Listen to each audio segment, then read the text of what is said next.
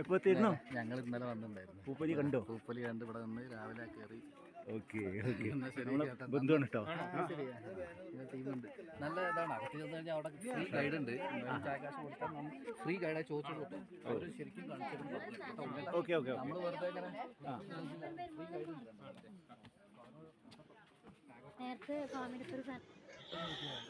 ഗുഹ കവാടത്തിലേക്ക് എത്തിക്കൊണ്ടിരിക്കുകയാണ്.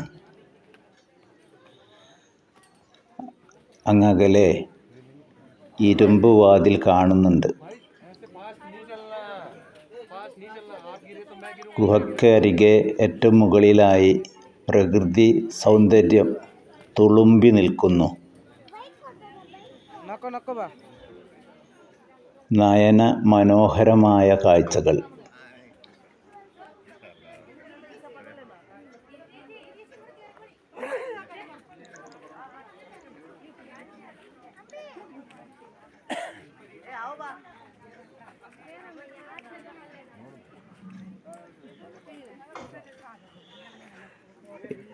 എവറസ്റ്റ് കൊടുമുടി കീഴടക്കിയ സന്തോഷമാണ് ഓരോരുത്തരുടെയും മുഖഭാവത്തിൽ തെളിയുന്നത്. നിശബ്ദത പാലിക്കുക. ഞങ്ങൾ ഗുഹയുടെക്കുള്ളിലേക്ക് പ്രവേശിക്കുകയാണ്. ഗുഹ മുഖത്തിൽ ഇരുമ്പ് ഗേറ്റ് തുറന്നിട്ടിരിക്കുന്നു. പുരാതനകാല ആദിവാസികളും യുദ്ധപോരാളികളും ബ്രിട്ടീഷുകാരും താമസിച്ചിരുന്നു എന്ന് പറയപ്പെടുന്ന സുരക്ഷിതമായ ഒളിത്താവളം. അവരെല്ലാവരും ഞങ്ങളെ ഗുഹയിലേക്ക് ആനയിക്കുന്നത് പോലെ തോന്നി. വലതുകാൽ തന്നെ വെച്ച് തണുപ്പ് അരിച്ചു കയറുന്നു. ഒരു എയർ കണ്ടീഷൻ റൂമിലേക്ക് കയറിയതുപോലെ.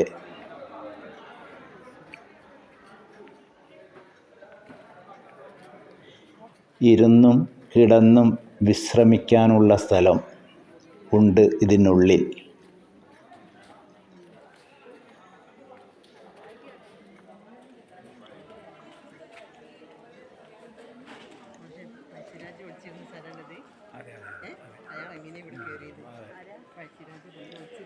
പാറക്കല്ലുകൾ അവിടെയായി ചിന്നിച്ചിതറിക്കിടക്കുന്നു. എടക്കൽ ഗുഹ ഒരു കല്ലുകൊണ്ടുണ്ടാക്കിയതല്ല, പല കല്ലുകൾ ചേർന്നതാണ്. ഇവിടെ നോക്കൂ. എടക്കൽ ഗുഹ എന്നതിൻ്റെ സാരാംശം കാണുന്നത് തന്നെ.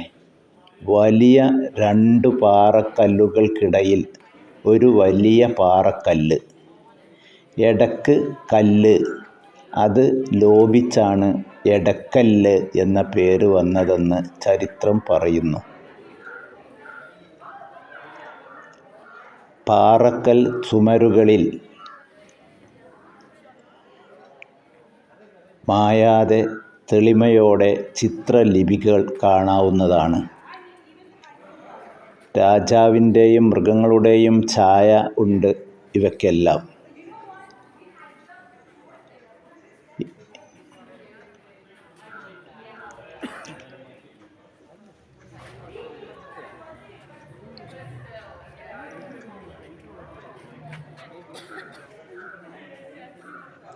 എല്ലാവരും വിജയശ്രീലാളിതയായി കൈപ്പൊക്കി കാണിക്കുന്നുണ്ട്.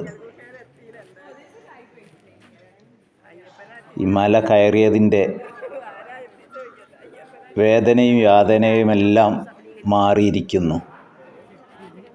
ഇതൊരു സൗഭാഗ്യം തന്നെയാണ്. എടക്കൽ ഗുഹ അത് ജീവിതത്തിൽ ഒരു പ്രാവശ്യമെങ്കിലും കാണേണ്ടത് തന്നെ. വായു സഞ്ചാരത്തിനായി പുറത്തേക്ക് തുറന്നിട്ടിരിക്കുകയാണ്. ഇവിടെയും നടന്നു പോകാൻ കമ്പിവേലികളുണ്ട്.